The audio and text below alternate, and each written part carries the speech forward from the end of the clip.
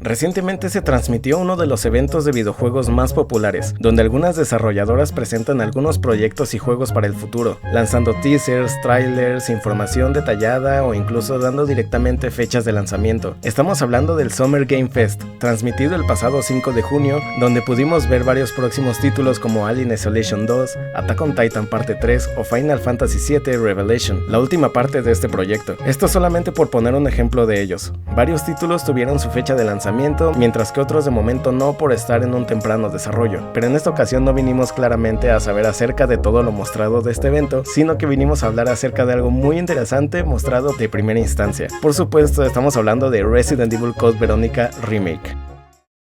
Summer Game Fest arrancó muy fuerte, dejando a Capcom soltar una gran bomba como primer puesto, anunciando oficialmente el tan esperado Resident Evil Code Veronica Remake, después de tanta especulación, tantos rumores, tantas filtraciones que antes no se sabían si eran reales o no, y es que muchos no se esperaban que Capcom anunciara tan pronto este juego, ya que era un remake que de alguna manera se sabía que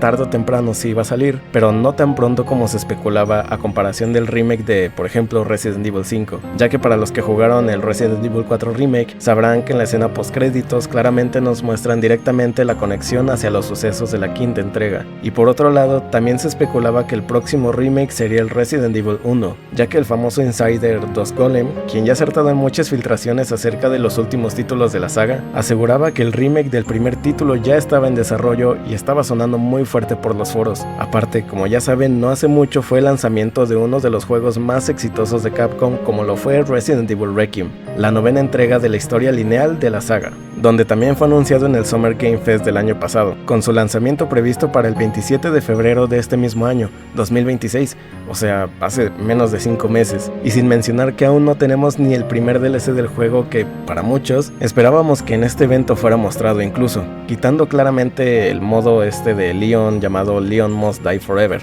Y ni hablar que Requiem no fue el último juego que lanzó Capcom, sino que fue Pragmata, un juego ambientado en una estación de investigación lunar donde los protagonistas deben enfrentarse a una inteligencia artificial desenfrenada para volver a la Tierra. Si no lo has jugado, de verdad te recomiendo muchísimo darle una oportunidad porque es una historia increíble. Pero volviendo al tema, aquí vamos a hablar acerca de algunos datos e información relevante para conocer más a fondo el próximo remake de la saga. Recordemos que Resident Evil Code Veronica ocurre 3 meses después del desastre de Raccoon City en el año 1998, donde Claire Redfield sigue buscando a su hermano Chris Redfield, quien siguiendo las pistas de su paradero nos lleva a saber que se encontraba en Europa investigando a la corporación Umbrella. Claire se lanza a París, Francia para buscarlo, pero termina en una base de seguridad de dicha corporación. En el juego original el prólogo era básicamente ver a Claire ya en dicha base escapando a lo desgraciado de los agentes de Umbrella, ¿no? Pero aquí ya se muestra una gran diferencia muy importante en el remake, ya que se nos muestra a Claire manejando por las calles de París, llegando a unos apartamentos donde al parecer, siguiendo las pistas de Chris, es donde este mismo estaba hospedándose.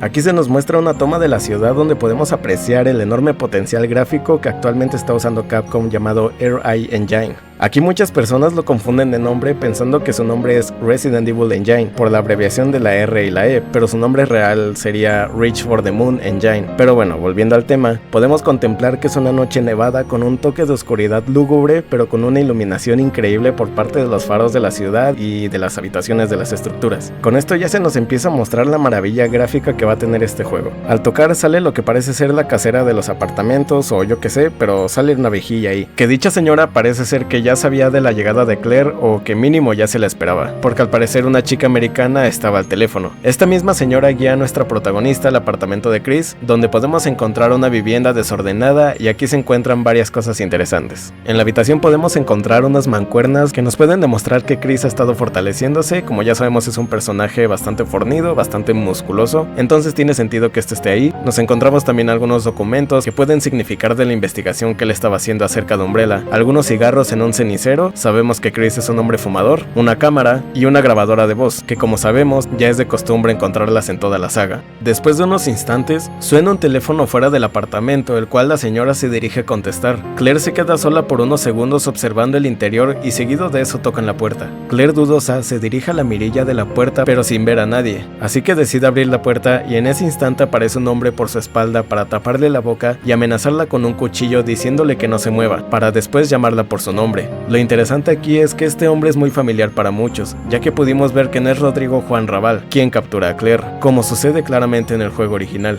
sino que vemos que el que está detrás de su captura es el mismísimo Hank, el mercenario icónico de la saga, para seguramente después llevársela a la prisión de la isla Rockford. En todo este segmento del prólogo podemos ver que se trata de una secuencia en primera persona, pero no significa que vaya a ser todo el juego de esta manera, ya que como recuerdan en el pasado Resident Evil 3 Remake, al inicio del juego también iniciábamos con una secuencia en primera persona para precisamente mantener esa intriga y posteriormente mostrarnos a Jill Valentine. Esto mismo podría repetirse en este juego, pero también está la posibilidad de que exista la opción de intercalar entre primera y tercera persona, como ya lo vimos en Resident Evil Requiem. Posteriormente tenemos algunas otras secuencias del juego donde podemos ver más a fondo las instalaciones de la prisión de la isla Rockford y de la corporación Umbrella, que incluso pueden recordar algunas zonas de la isla de Resident Evil 4 Remake, algunas habitaciones de las instalaciones en completa oscuridad iluminadas por una linterna, que esto nos puede decir que la mecánica de llevar con nosotros la linterna junto con un arma seguirá estando con nosotros. También vemos un panorama más amplio de lo que parece ser la isla Rockford junto con unos helicópteros aproximándose a ella, lo cual podría significar que es cuando nos encontramos llegando a esta misma. Básicamente sería el inicio del juego. También podemos ver las duales doradas de Steve que nos hacen confirmar que parte de su esencia se mantendrá intacta. Después tenemos un vistazo al palacio de los Ashford, que de nuevo, gracias a la potencia del motor Reach for the Moon Engine, podemos ver la increíble calidad que va a tener esta sección, gracias a las texturas y sobre todo a la iluminación que se puede apreciar con tan solo un segundo de su aparición. Y finalmente, hablando de las secuencias rápidas mostradas, nos muestran parte de la chaqueta de Claire, mostrando la parte trasera con el mítico logo de Made in Heaven, dejando ver que el rediseño se muestra más minimalista pero dejando ese toque increíble y característico de nuestra protagonista. Y por último, la escena del tráiler nos muestra a Claire en un entorno oscuro con solamente una linterna para iluminar y posiblemente portando un arma también, para dar una vuelta de 180 grados gracias a un pequeño frasco rodando hacia ella y ver un individuo parado justo enfrente junto con un conjunto de infectados abalanzándose hacia ella, terminando la escena y dejándonos con la intriga. Algo que llamó mucho la atención es que en el tráiler se nos muestran unos efectos familiares al presentar las iniciales del juego, y es que al mostrar la V, la E y la R nos puede recordar a la forma de presentar el título de Resident Evil 4 Remake en los trailers de su momento, con esta pequeña explosión de lo que puede parecer una sustancia medio extraña, pero que le da un toque increíble conforme trata la saga. Y hablando del nombre, hay otro detalle muy importante que muchos notaron pero que poco se habla, y es que el juego como tal se ha presentado como Resident Evil Verónica, cuando el nombre del juego original es Resident Evil Code Verónica. Este cambio de nombre aún no se sabe a qué se debe, pero a mi parecer no suena nada mal, pero de alguna manera sí le quita la esencia de lo que es esta obra. Y para el que no esté de todo conforme, porque seguro habrá más de uno obviamente que no le haya gustado, pues no tendrá de otra más que adaptarse al nuevo nombre, que repito, la verdad no suena nada mal. Otra cosa que hay que agregar es que en este primer tráiler de momento no se ha mostrado nada acerca de Chris ni de Steve, más que como ya comentamos anteriormente, solo se ha visto las duales de este mismo. Pasando ahora a la pregunta más importante de este momento: ¿cuándo va a salir este remake o cuándo será su lanzamiento? En el tráiler se nos muestra que al final el lanzamiento será para el siguiente año, o sea para el 2027, pero aquí la incógnita es en qué momento del año.